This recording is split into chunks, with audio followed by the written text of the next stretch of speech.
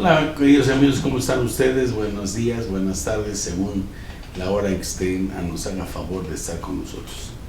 Hoy otra cápsula más de nuestro subprograma Debate Fiscal. En esta ocasión vamos a hablar del impuesto al valor agregado, desde sus orígenes y el porqué y cómo se ha venido complicando hasta llegar a la última modificación, que es el famoso no objeto, que es tan complicado, que ya en algún momento salió el del artículo 4, ese no objeto, pero tuvieron que cambiarlo al 5 porque probablemente iban a echar abajo toda la ley. Pero bueno, vamos a iniciar y como siempre está con nosotros mi querido amigo Sergio Vargas. ¿Cómo estás, maestro? Muy bien, pues aquí estamos con un tema que pues me comentaban y me preguntaban que por qué todos los temas o todas las cápsulas que tenemos siempre decimos que son interesantes. Dicen, ya no nos creen. Pero en este caso, digo, lo interesante es la perspectiva que estamos Vaya, hasta que le va a parecer uno interesante. Perdón, señor. No, es un impuesto que nadie se escapa, es un impuesto que está presente y ha estado presente en la historia, hablando de la época de los dinosaurios, que quieren ustedes hacer referencia, dinosaurios fiscales y la actualidad que tenemos, hasta hablar de inteligencia artificial en materia de IVA, pero es un impuesto que tiene algunos puntos importantes que creo que vamos a estar abordando en este momento, en esta cápsula, y bienvenidos. Adelante. Y bueno, Jesús. no podía faltar el chisme. No digo, perdón, mi querido amigo Francisco Javier Martínez. ¿Por qué interrumpes a Sergio? Por eso nadie te quiere, de verdad, Pancho. Perdón, mi querido maestro. Perdóname, mi querido Sergio. Pero es que siempre eres bien payaso. Ay, este no me gusta, este tampoco. Y no, que yo soy del... Ándale, sí. El tema del IVA, tenemos que entenderlo, o sea, como que, ¿qué onda? ¿Por qué apareció? ¿Para qué? Etcétera.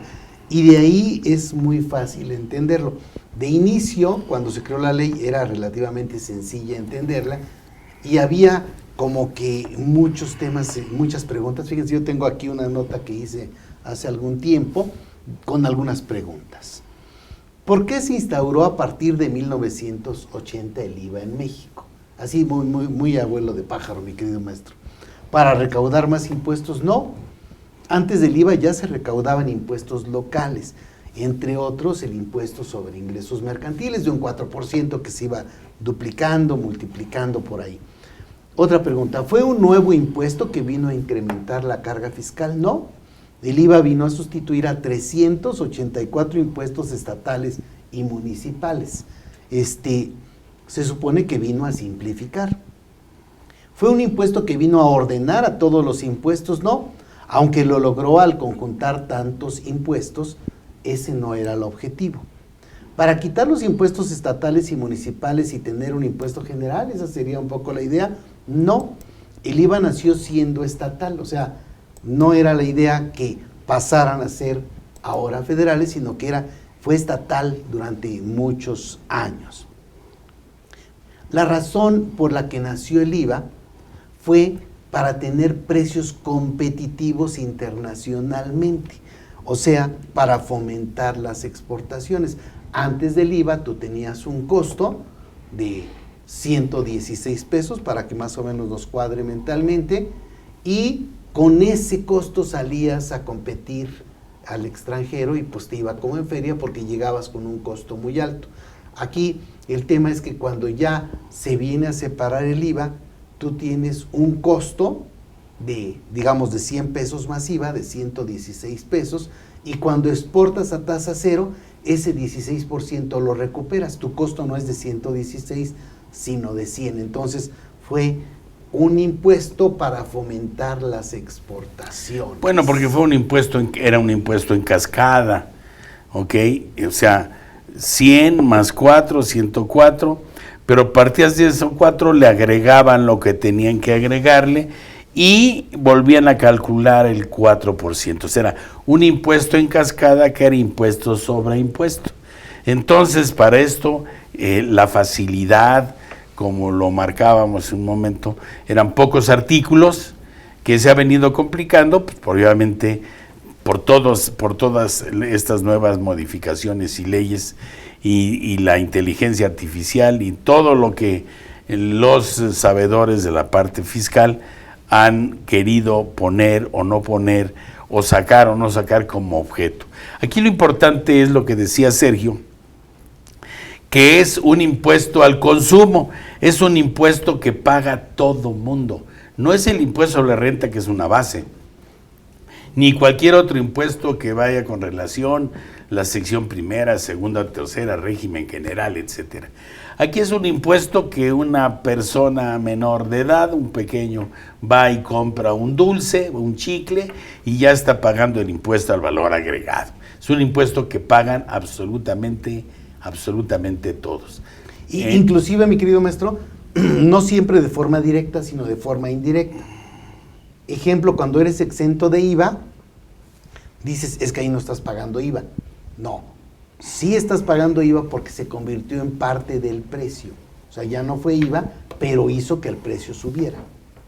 Bueno, lo que pasa es que de alguna forma tenemos que ser muy claros, primero, que todo causa IVA menos lo exento y lo no objeto. Y lo no objeto le vamos a poner una interrogación a partir del año pasado, porque pues, obviamente nace el artículo 4A, a donde establece que los artículos 10, 16 y 21, que son los no objeto, que muchos hay, porque no son en territorio nacional, se va a causar el IVA porque se convierten en objeto, que realmente para efectos del IVA era la fuente. Todo lo que se realiza en territorio nacional causa IVA, pero si no es en territorio nacional, no causa IVA, pero el 4A vino a modificarlo. Pero bueno, eso es algo con lo cual se está modificando mucho. Este impuesto al valor agregado, que ahora tiene más artículos en el reglamento, más criterios sobre todo para la aplicación del 0%, más reglas misceláneas de aplicación, y se complica con el CFDI y en los formatos para su cálculo y aplicación, ¿no, Sergio? Sí. Y contablemente, ¿no? Por supuesto. Yo creo que contablemente no hay afectación. La parte contable es simple si lo queremos ver en lo que es el origen y cómo estás hablando de tus ingresos, tus costos y gastos, el IVA que tú cobras, el IVA que tú pagas. Digo, y eso aparte tenemos creo que ya conocemos si se ha actualizado y adecuado todo lo que es esta parte de lo que es el registro contable, pero tocaste una parte que es importante y que de alguna forma se está padeciendo actualmente, y estas son las fabulosas cartas invitación. Y nada más como paréntesis, si me permiten, para regresar a la parte claro. que estábamos comentando. En este momento las cartas invitación, hablando básicamente de que hay unas cartas invitación donde tanto lo que es tu IVA por pagar como tu IVA por cobrarte llegan y te dicen, oye, los CFDI que tú expediste no coinciden con lo que tú declaraste, o los CFDI que tú recibiste no coinciden con lo que tú pagaste. Y aquí viene mucho lo que es el pago en una sola exhibición o pago en parcialidades, y esto ha generado un gran problema por la parte práctica. Y aquí, para efecto de entender que para el SAT hablar de un pago de un CFDI con pago en una sola exhibición es la presunción de que ya lo cobraste todo o ya lo pagaste todo en su caso, y eso debe de corresponder con lo que tú tienes declarado. Y ahí viene una serie, gran concepto de variaciones que tenemos en este momento, y que yo concluiría mi paréntesis en este momento diciendo, con dos partes o dos ideas.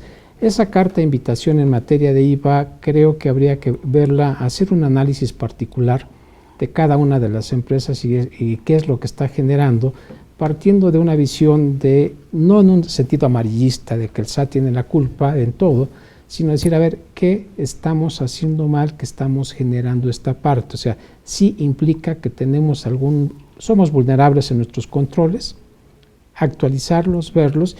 Y la otra parte es decir, el SAT trabaja prácticamente ya en forma inmediata con la forma en que se está trabajando, los controles que se tiene, conoce todo lo que sería lo que tú facturas, lo que te están facturando, lo que es el PUE, y tenemos el pago en parcialidades o diferido. Y de alguna manera también aquí habría que ver ese sistema que tiene el SAT es bueno, sí, pero adolece de algo, tiene algunos puntos, algunas fallas que adolecen, que de alguna forma viene a complicar esto en la práctica y genera muchos dolores de cabeza. Dejo hasta aquí mi paréntesis y lo cierro. Ya adelante. salió el peine. Sí. Ya salió el peine del SAT. ¿De acuerdo?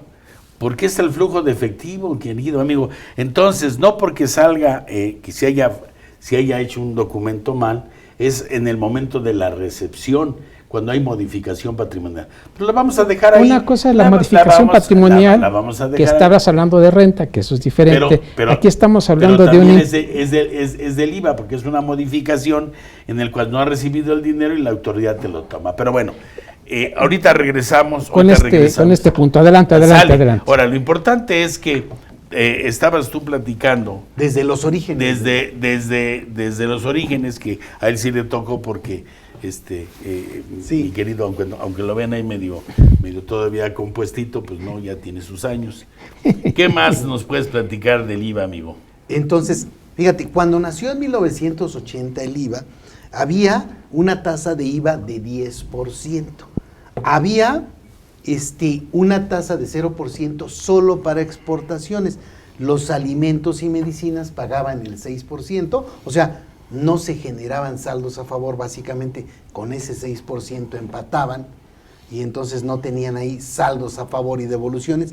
Los que obtenían devoluciones eran los exportadores y había la parte de exentos que estaba para libros y revistas, para transporte público de personas, para casa, habitación, para honorarios médicos, ¿no? Que siguen estando todavía exentos hasta Pero existió un 20% también. Para lo que son los artículos de lujo. Vinieron ahí moviéndose las tasas y todo, pero el tema es cuando quitaron la tasa del 6% de IVA. Para fronteriza, la parte fronteriza. No, porque ahí también fue del 6 en un principio. Estabas hablando de los años de 1990, estaba 80, el 6%. 80. Correcto. Cuando nació la ley del IVA. Ok, y el 6% yo lo tengo aquí registrado de franja fronteriza a partir del 90 en adelante, el 6%, y después vino el cambio, pero adelante. Pero ya se vino complicando el IVA. De inicio simplemente decíamos, oye, con ese 6%, logramos que no haya devoluciones en términos generales de IVA, o sea, cobro un IVA bajo y entonces cuando gastas para fabricar, entonces con eso pagabas básicamente cero, pero no tenías un IVA a favor, no se daban estas devoluciones, lo cual por supuesto fue bueno. En el caso de los exentos siempre ha sido un tema porque tú dices, oye, pues no me ayudas mucho con los exentos porque quiere decir que si yo, pensemos que vas a fabricar una casa habitación y que vas a fabricar un local comercial. Pensemos que te cuesta 1 millón más IVA construirlo, por poner un número, y entonces, si es casa habitación, el IVA va a formar parte del costo, entonces te va a costar 1.160.000. Si es un local comercial, el IVA se convierte en algo que se puede acreditar y entonces el costo ya no es de 1.160.000, sino de 1 millón. Suena un tanto injusto y de hecho pudiéramos analizarlo y lo es, ¿no? Pasó mucho con la parte de libros y revistas y periódicos, en donde aún estando exentos les daban chance, cumpliendo algunos requisitos, que se consideraran como de tasa cero, ¿no? Para editores. Pero fíjate, y todo aquí lo de la casa habitación, estás hablando de 1.160.000, que en realidad, pues ese 160.000 era tu valor real, porque la casa habitación estaba exenta. Sin embargo, lo que comprabas para la fabricación, sí, ahí es donde se complicó, que era una serie de criterios y de misceláneas, de ver qué es lo que entraba o no que entraba, porque nosotros tenemos un edificio o una área habitacional en donde no todo es casa habitación, sino las partes de áreas comunes, por ejemplo, pues no son casa habitación, y entonces habría que separar, ahí es donde viene la complicación, habría que separar todo lo que está fuera del ámbito de casa habitación para que sí causara el impuesto al valor agregado, ¿no?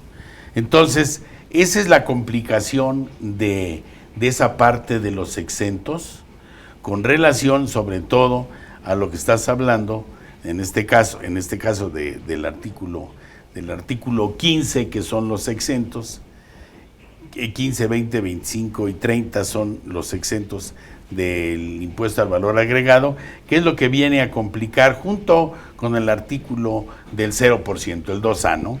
Ese 0% que también se complicó porque vino con alimentos, que si eran para consumirse ahí o fuera, si eran procesados, y ahí es donde se vino a complicar absolutamente todo, ¿no? Y es muy complicado ahora.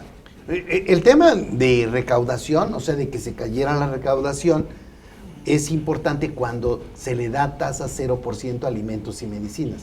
Con el 6%, o sea, no se generaban devoluciones. Se baja de 6% a 0% alimentos y medicinas, y con eso ahora se provocan devoluciones de impuestos y cae la recaudación del IVA. Cae de forma importante. Y lo peor, se pensaba que al pasar el IVA del 6% al 0%, pues iban a bajar los alimentos y las medicinas. No bajó nada. O sea, que eso fue como una reverenda estupidez en su momento, que ahora a ver quién se atreve a grabar alimentos y medicinas, cuando sí estuvo de inicio bien planeado, ¿no? Bueno, por lo que respecta a alimentos y medicinas, no sé, Sergio, recordemos que también no hay una legislación clara qué es lo que es un medicamento y qué es lo que no es un medicamento, porque aquí entran varios que están al 0% sin estar al 0%, ¿de acuerdo? Como a lo mejor las pastillas para adelgazar o ese tipo de cosas que realmente no es un medicamento, y que en muchas ocasiones eso también es el 0%. Entonces, sí se complica por la propia legislación que se hace, ¿no? Y el traslado de ese impuesto, en donde el que realmente tiene el saldo a favor es el que paga el producto, no el que tiene la obligación de retenerlo y enterarlo, que fue un caso también muy sonado, ¿no, Sergio? Sí, y en este caso, hablando de la recaudación que mencionabas, Javier, haciendo un recuento, a 2014-2015 llega a que la recaudación en materia de IVA es un 3.5 a 3.9, que es donde lo estoy viendo, 2014 y 2015, con el porcentaje de lo que es el Producto Interno Bruto. O sea, es un impuesto al consumo que, al estarse modificando el precio, automáticamente se modifica la recaudación. Y es lo que yo he estado observando, en lo que recuerdo, es 2014-2015, llegamos a un 3.9 de lo que es el Producto Interno Bruto en este sentido. Ahora, en la parte que comentas, Jesús, estos son problemas prácticos que de alguna forma no son nuevos, cada vez se han disminuido, creo, y a lo menos en la práctica, en la parte profesional, cuando he llegado a puntos de este tipo, para poder definir realmente si es producto alimenticio, es medicamento, cuestiones de este tipo, hemos tenido que hacer un análisis químico de la persona, vamos a obtener una opinión del tipo de producto químico alimenticio es, realmente qué tiene para poder sustentar y tener lo que sería en este caso la certidumbre de lo que es la aplicación de lo que es la disposición y quitarte de contingencias en este sentido. Pero eso complica. Yo creo que en este momento ya no tanto. Bueno, espérame tantito. Porque estamos hablando de orígenes, no estamos de lo que pasa ahorita. Bueno, tendríamos que ir punto por punto, artículo por artículo. No es el caso. En este caso, que no sería el caso, sino realmente es del inicio hacia ahorita.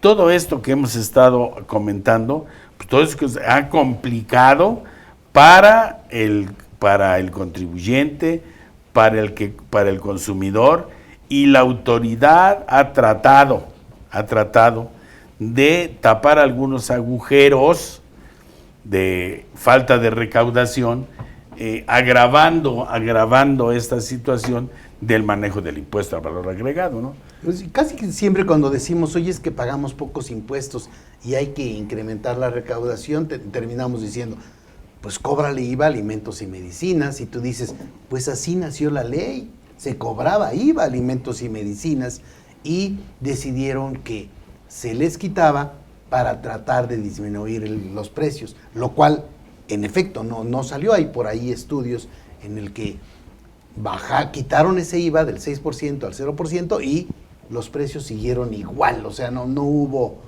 un efecto en las personas, ¿no? Ahora, en la parte que estás comentando, Javier, yo creo que ha prevalecido la parte política para contener este tipo de circunstancia a la que estás haciendo mención, a lo que sería la parte práctica, porque todavía se ha estado hablando de este cambio y se juega y no se juega, pero para efectos de lo que sería el cambio ha prevalecido la parte política y se nos quedamos así por X cuestiones. Pero ese es un punto que de alguna forma, como comentas, cuando nació ya venía incorporado, porque se cambió políticamente en ese momento, ya ha prevalecido. Ahora, brincarlo en este momento, políticamente no lo ven muy favorable, pero bueno, esto yo creo que voy a dejarlo aparte, no es meternos en la parte política, pero sí decir que eso es lo que ha prevalecido para no hacer el cambio. Adelante, Javier. Aquí el tema es que en el momento en que se bajó el IVA de 6% a 0% en alimentos y medicinas, fue porque teníamos lana. O sea, yo creo que a todos nos ocurre, o sea, empiezas a tener dinero y empiezas a decir, oye, pues esto se puede gastar de más, puedo hacer ahora esto, etcétera. Te vas creando necesidades, ¿no? Por decirlo de alguna forma. Teníamos petróleo, había que administrar la abundancia, etcétera, y entonces se podían hacer cosas como esas, donde dices, bueno, pues les quito el IVA a la gente que tiene que comer y tiene que comprar medicinas, y en ese momento, pues fue bueno y se podía.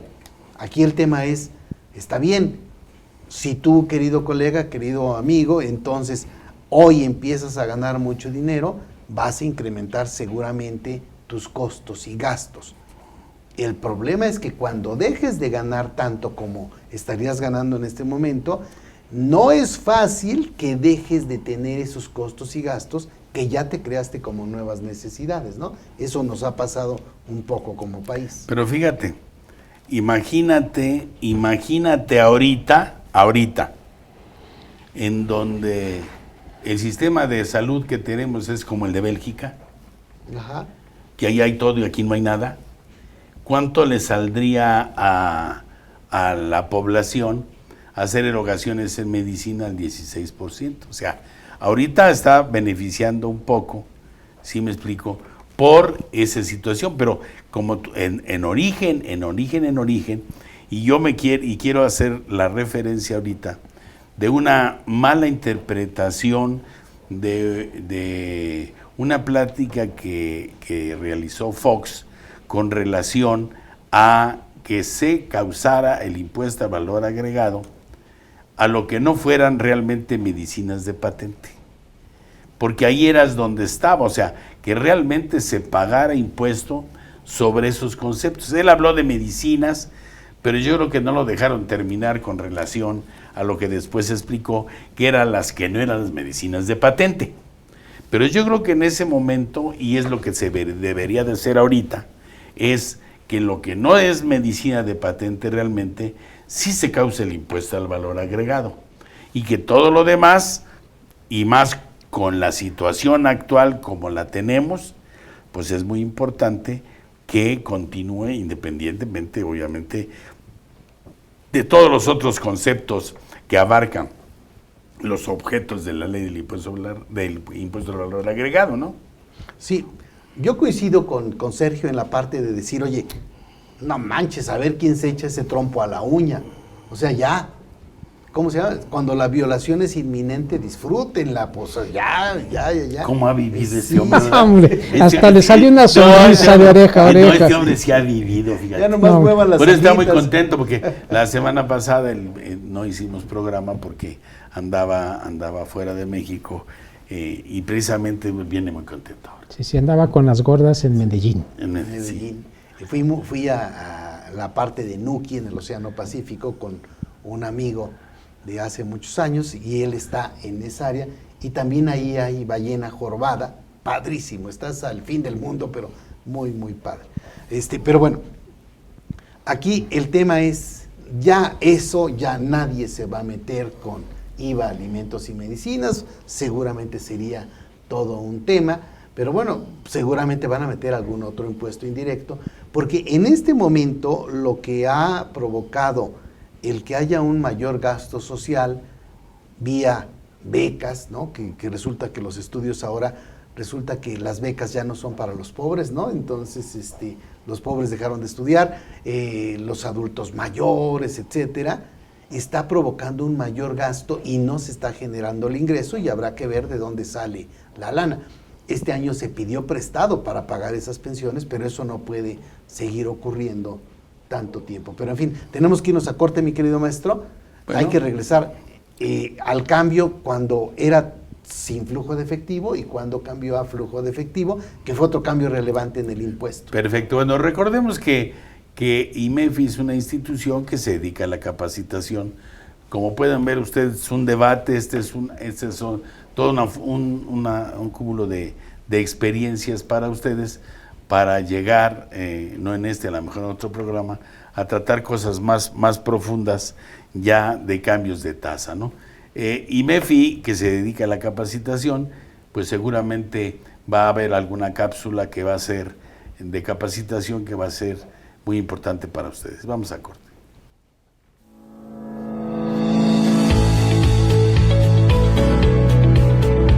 ¿Qué tal, mis queridos amigos y colegas? Su servidora Yadira Albor, como siempre, con el placer de saludarles, los quiero invitar a que nos acompañen en el diplomado que tendremos próximamente acerca de digitalización contable, todo lo referente a contabilidad electrónica. Todos presumíamos que la contabilidad electrónica iba a desaparecer y les recuerdo que desde 2015 tendríamos que estar enviando nuestra contabilidad, pero en este diplomado vamos a ver cómo utilizar esto a nuestro favor, cómo poder dar cumplimiento a los requerimientos que tiene la autoridad en este tema, cómo ayudarnos con el CFDI, cómo se relacionan, cómo nos puede ayudar para resolver cartas e invitaciones del SAT. Así es que no se lo pierdan, 20 horas diplomado contabilidad electrónica combinado con CFDI. Los espero en su casa, IMEFI.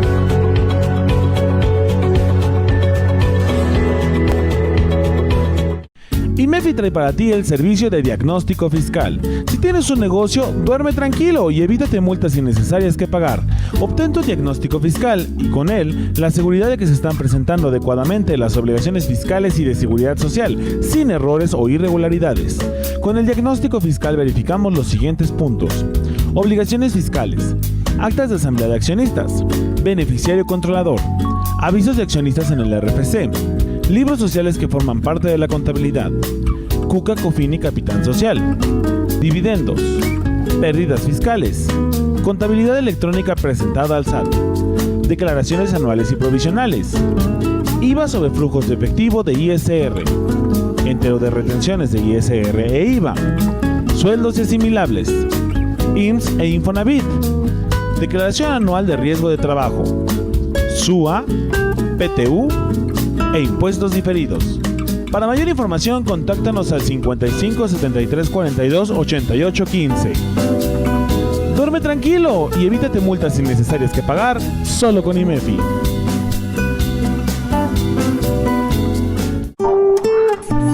Para quienes gustan del chismecito fiscal, ahora estamos en Spotify. No te pierdas ninguno de nuestros podcasts. Búscanos como IMEFI TV. Espero que haya sido de interés lo que ustedes vieron en este corte.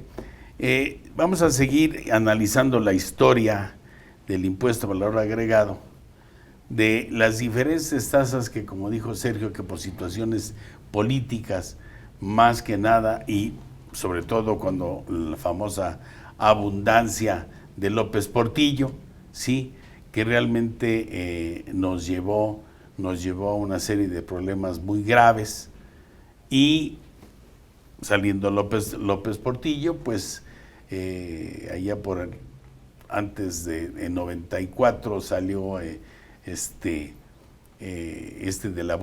no de la abundancia, sino Salinas de Gortari, que ahí fue realmente donde vino la primer debacle, ahí en los años 94, ¿no? Sí. Sí. Bueno, se entiende que Salinas de Gortari dejó las cosas bien, entrecomillado, y llegó... No se aventó el tiro Llegó Zedillo, puso a Serrapuche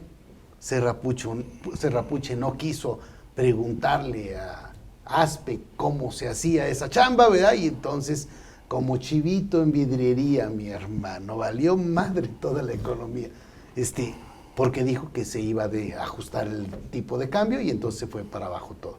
Eso es importante analizarlo, no vayamos a estar cerca de algo así, pero bueno, es el tema. Aquí, ya yendo un poco más con la propia historia de la ley del IVA, cuando nació la ley del IVA era sobredevengado. O sea, yo facturaba mi venta a crédito, yo ya tenía que pagar el IVA aunque no lo hubiera cobrado.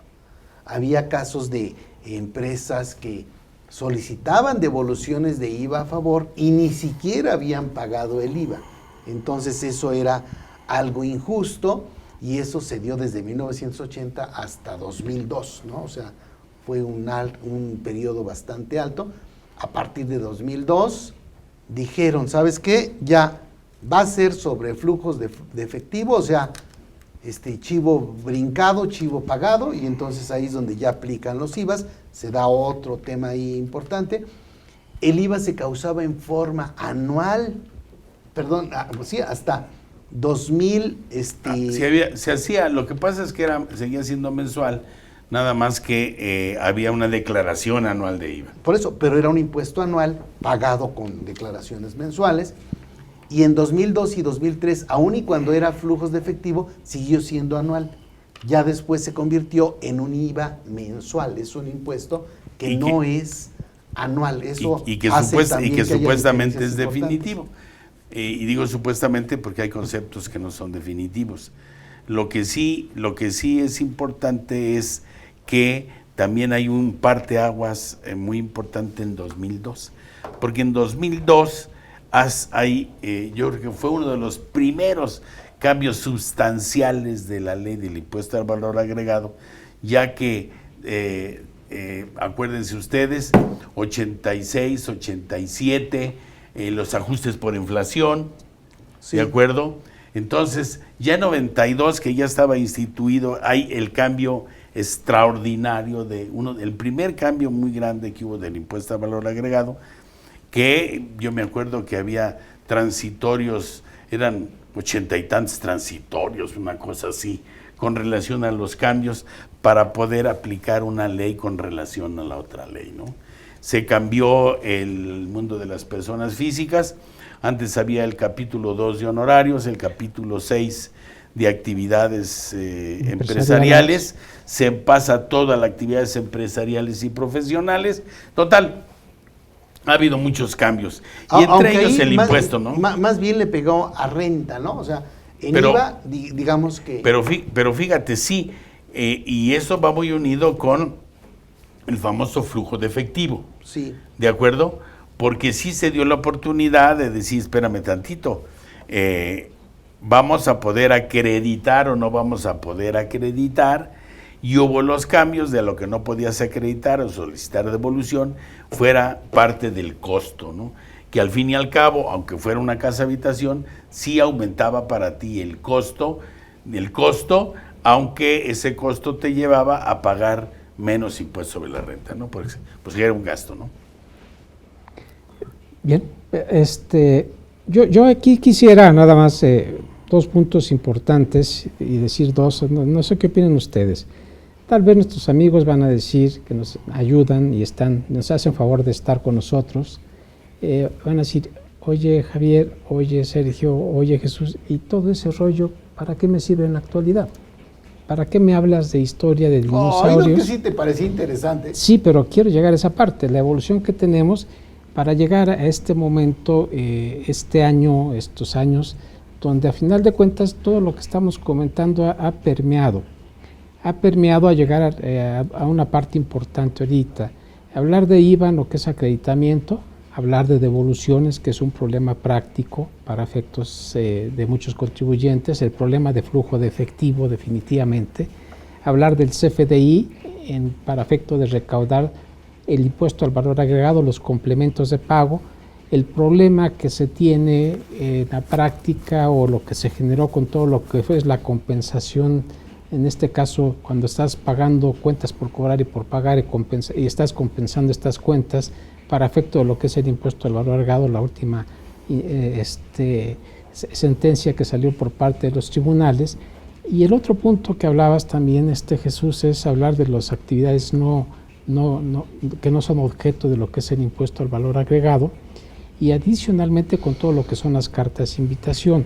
Entonces creo que tratando nada más de retomar esta parte, como paréntesis a lo que están haciendo referencia, creo que uno de los puntos importantes que hay que observar de IVA es el problema y el impacto en el flujo de efectivo de las empresas y de los contribuyentes, que de alguna forma con los cambios que se ha dado ha venido a generar problemas de flujo, ha restringido lo que es las devoluciones, lo que son las compensaciones y el tratamiento para efecto de lo que es el impuesto al valor agregado, independientemente de que puede ser un impuesto al consumo y puede ser muy sencillo, pero si ustedes ven está implícito una ley comercial, está una ley civil, código civil, o sea, realmente aquí conviven gran cantidad de leyes de diferente perspectiva que de alguna forma se centran en lo que es impuesto al valor agregado, donde una parte importante para entenderlo es toda la parte de obligaciones. Cierro mi paréntesis, pongo punto y adelante, Jesús. Fíjate que lo que tú enmarcaste, la importancia que yo le veo es el siguiente. Vamos a imaginarnos, dice que el que no conoce la historia tiene la posibilidad de repetirla. Correcto. ¿De acuerdo? Estamos hablando de años difíciles, de años de bonanza, de años muy complicados, y es importante porque ustedes lo conozcan para que vean ustedes que nuestra próxima legislatura, que es la que va a aceptar o no aceptar los cambios en la parte impositiva, es de que no va a alcanzar, como decía Pancho, no va a alcanzar el dinero, ¿sí me explico? Porque para el año siguiente no, según dicen, no hay cambios sustanciales en la forma de contribuir, pero para el año siguiente y los que vienen, no va a haber el dinero suficiente para resolver todos los problemas que tenemos. Entonces, necesariamente, para mi punto de vista, ya se van a acabar porque se están acabando con esos que no están pagando, tirando el dinero, muy personal, mi punto de vista, ¿sí? En cosas que no van a resolver, pero quedan grandes huecos y se va a necesitar necesariamente una parte impositiva muy agresiva. Y la parte más agresiva, yo creo que se va a venir en la parte del consumo. No tanto, y también va a ser importante en que a lo mejor nos suben las tasas del impuesto sobre la renta, a lo mejor nos disminuyen las posibles deducciones, o sea, tiene que haber un equilibrio, porque ahorita estamos hablando de que el peso se fortalece. Es una mentira para mi punto de vista personal también, porque lo que estamos produciendo ahorita es más caro que lo que estamos exportando y cobrando al precio que está cobrando. Están perdiendo nuestros exportadores y estamos perdiendo mercado. ¿Por qué? Porque lo que estamos produciendo, o sea, la inflación real, es más alta que la inflación que maneja el Banco de México. Y que aparte, el dólar no depende de nosotros, depende también de productos externos. Y la única forma es de saber esta historia, porque se va a repetir. Y ojalá en mi boca se haga chicharrón, porque se va a necesitar grandes partes impositivas para poder resolver el hueco económico que se está creando o ya se creó en esta administración. Tienes de dos sopas: o decides que puedes recaudar más, o decides que tienes que gastar menos. O sea, si en lo personal te pasa lo mismo, tienes que ver ambas cosas. Oye, antes tenía ingresos por 2,000 pesos, ahora voy a tener ingresos solo por 1,500, pues debiera ser capaz de ajustar tus costos a 1,500, ¿no? Sería muy obvio. Pero cuando dices, oye, no, modifiqué la Constitución y ahora estos gastos se tienen que hacer así, etcétera, se va convirtiendo en un tema donde financiar ese costo obligado, o sea, estos costos que ya tenemos ahí puestos, pues nos llevan a un círculo vicioso, o sea, no es tan nada sencillo que esto ocurra. O sea, hay una serie de erogaciones. Yo sí creo, mi querido maestro, que el tipo de cambio artificialmente se puede estar manejando, creo que está ocurriendo. Algo ya dijo Ángel, el ángel de la dependencia que decía, Ángel Gurría, Sí. Decía, oye, ya con el tipo de cambio que tenemos vamos a tener afectaciones graves y debiéramos estar en 21 pesos para que no fuera como un árbitro, ¿no? Que es el que se lleva el partido. En este momento el consumo interno se ha fortalecido porque compramos cosas importadas.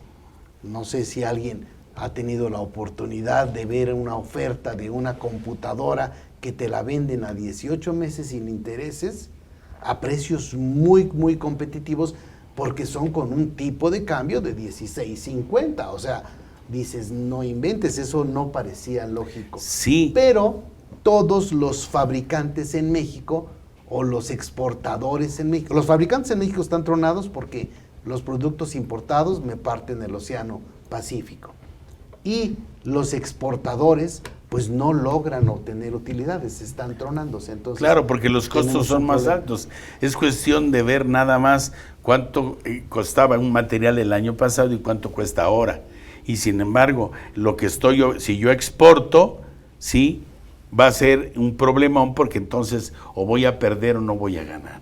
Y esos son cierre de obviamente de mano de obra, cierre de empresas, y que necesariamente quien venga a torear este Miura para la próxima administración, no se la va a ver fácil. Ahorita estamos viendo un problemón, lo que no queremos es que caigamos nuevamente en toda esta historia de cambios de tasa que va directamente al bolsillo del contribuyente. Yo sí veo, perdón que nos hayamos como cambiado de canal un poco, pero es un tema relevante. O sea, valdrá la pena que revisemos lo que pasó en diciembre del 94 para el 95. Ahí fíjense que hubo una hubo en 1995 otro cambio brutal, ¿sí? Otro cambio brutal con el CFDI. Ahí nace el CFDI relajo en el 94. Ahí empezó a crearse lo que conocemos ahorita. Ahorita, exactamente. Pero el tema era ahí, el tema es, oye, teníamos una ley de ingresos de la Federación, se entiende qué es lo que vamos a obtener de ingresos para poder decir cuánto vamos a gastar, y se devalúa en un 60% el peso y dicen, oye, dice Zedillo, ya no me alcanza, necesito otra ley de ingresos.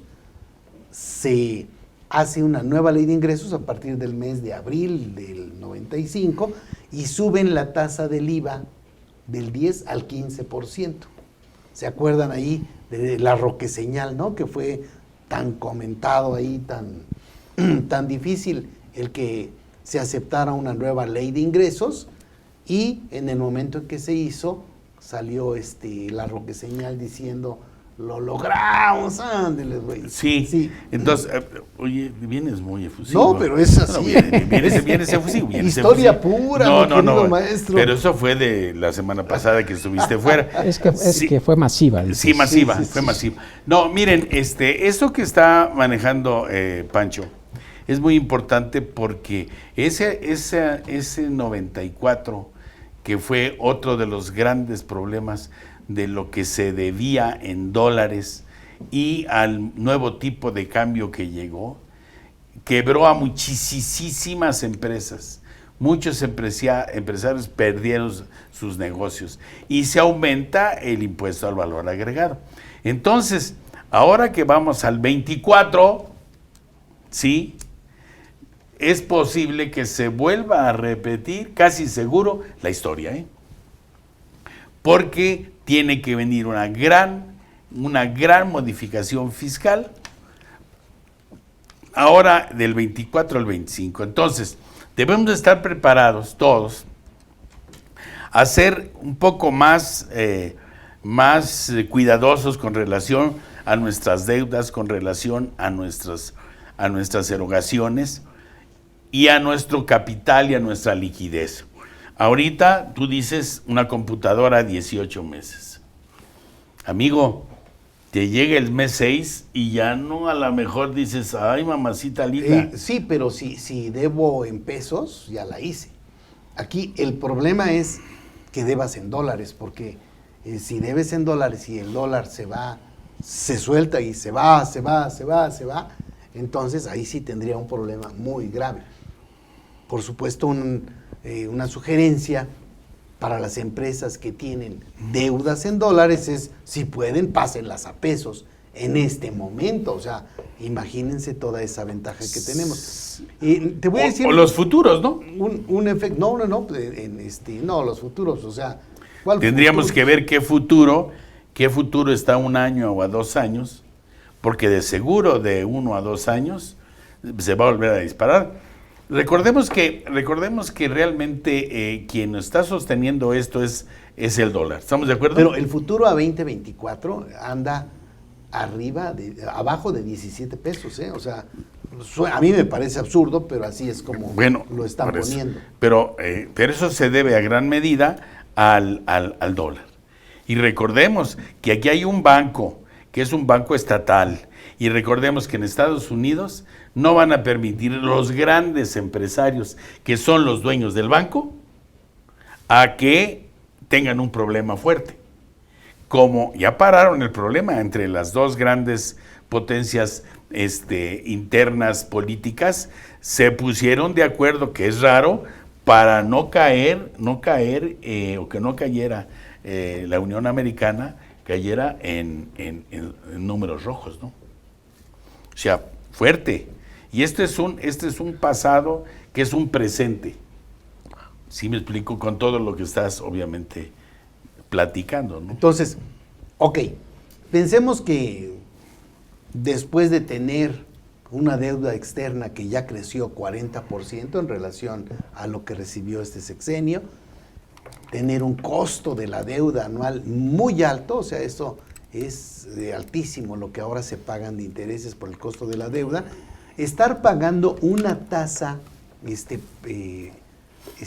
una sobretasa, digamos, en relación a la tasa que paga Estados Unidos de casi 7 puntos, o sea, mi querido, esto es muchísimo, por eso es que están llegando dólares golondrinos, ¿no? Que claro. En cuanto sientan mellos se van a ir y nos dejan colgados de la brocha, pero bueno, ahí tendríamos que estar revisando. ¿Qué va a ocurrir? ¿Qué harías, mi querido maestro? ¿Subirías la tasa del IVA al 22%?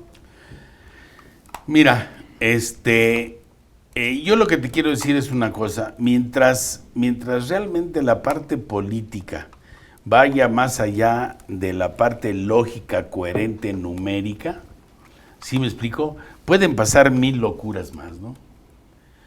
Hoy en la mañana, a las 7 de la mañana, oí ocasionalmente en la televisión que decía que va a haber ahora un gran almacén, único almacén de medicinas de todo tipo, de cualquier parte del mundo, para que las instituciones las soliciten y se les den. ¿Pero qué anda usted haciendo? Se me hace que anda escuchando la mañanera, eso ay. Causa daños irreversibles. Pero tú se automedicó en la mañana, en lugar de tomar café. Bueno. No haga eso, mi querido. No, pues no, eso es para que sepan usted lo que la mayoría de las personas que ven eso tienen la creencia, ¿no? De que sí va a poder ser. No va a poder ser, es imposible, ¿no? Imposible. Pero bueno, sería algo necesario, nada más como una plática, como una conversación, realmente de nuestra historia, porque la historia tiende a repetirse y yo desgraciadamente veo inminente repetición de esto que estamos platicando, de manejar la abundancia, de llegar a esa devaluación que hizo Zedillo, que no aguantó, no quiso. En el año del 93, enero, febrero del 93, le quita 3 ceros a la moneda. Tú acabas de estar en Medellín, a donde en lugar de hablar de 100,000 pesos, le tienen que aumentar por lo menos 3 ceros más para hablar de millones. Te compras una hamburguesa por 5 millones de... Sí, andas, para todo andas con tu calculadora, ¿no? A ver, sí. Lo que me dicen lo multiplico por un factor de .0044, ¿no? Ay, no es tanto, pero sí te espantan los números. Pues, y así estábamos. Así estábamos, acuérdense, los nuevos pesos. Sí. Nuevos pesos y después los pesos, ¿no?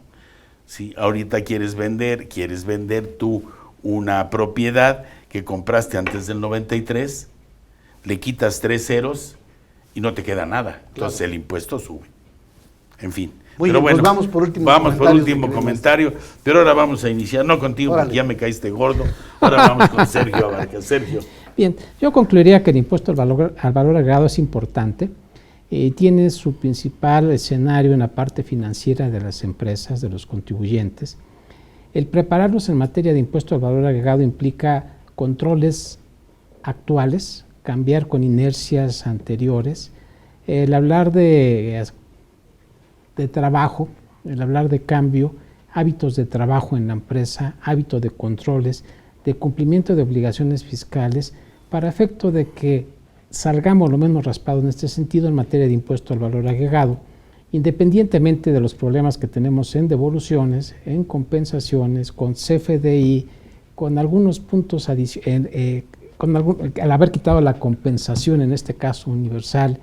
Entonces son puntos que habría que analizar en cada caso en particular, considerando los elementos anteriores.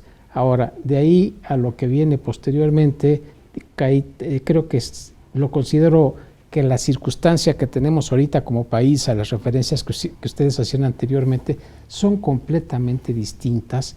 El país no es el mismo, la parte económica también. Antes, si ustedes recuerdan, se movía el tipo de cambio y se movía toda la economía en muchos sentidos. Ahora se puede mover el tipo de cambio, y por hablar de tipo de cambio, creo que es una parte que habría que tomarla con certeza y con valores importantes y de conocimiento, en el sentido de ser objetivos en este sentido. Creo que el tipo de cambio como está dado no por México en particular, toda la circunstancia que tenemos económicamente y las variables económicas.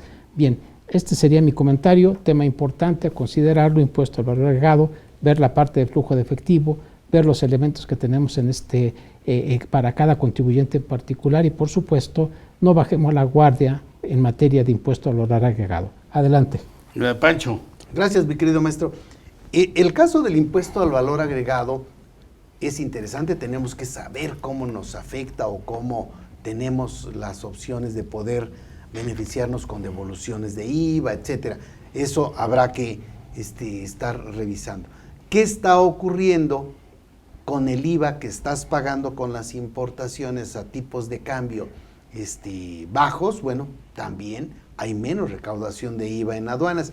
Recuerden que el IVA en aduanas, o sea, cuando entra una mercancía, porque hablamos un poco de la exportación, pero la importación se le da el mismo efecto. Cuando entra una mercancía al país, tiene que pagar el IVA al tipo de cambio que esté vigente en el día en el que se pase a aduana, en el que se tenga el pedimento aduanal.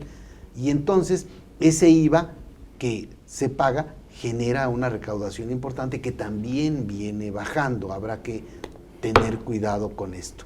Ya platicaremos también de la parte contable. Yo considero que muy pocas empresas llevan bien la parte contable del IVA, porque en el momento en que tenemos ingresos exentos, debemos de contabilizar el IVA acreditable por su, ¿cómo se llama? Para lo que se utiliza. Y entonces convierte el manejo del IVA como en 20 subcuentas, ¿no? Es todo todo un tema y ya tendremos la oportunidad de revisarlo. Soy Javier Martínez y me encuentran en Tax Day PLD o en Asesor PLD en redes sociales. ¿Dónde te localizamos? fiscosat-2010@hotmail.com. Sergio Abarca, ahí estamos. No quieren que te localicen. No. Si a lo mejor si les cae bien a alguien, por favor. Bueno,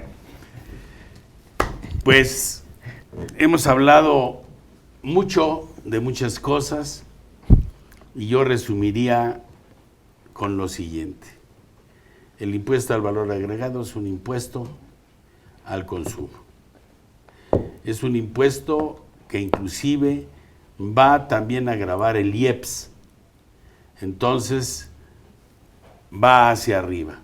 Si sube, quedamos de que si bajaba el dólar, bajaba la gasolina, eso es mentira, sigue subiendo, sigue fluctuando. Sí, otra situación más. Esos son pequeños termómetros que nos dan a saber los que más o menos conocemos de esto, y digo más o menos, o estamos iniciando a conocer esto sin ser economistas, sí, de que es una historia que casi estoy seguro, y ojalá y me equivoque, se vuelve a repetir. Su servidor amigo José de Jesús Millarufe, socio director de Millarufe Asociados y en redes sociales Arisbe Corporativo Jurídico Fiscal. Nos despedimos de ustedes, estando muy contentos que nos volvió a tocar juntos, sí, en su programa, y que los esperamos en la próxima cápsula de su programa Debate Fiscal.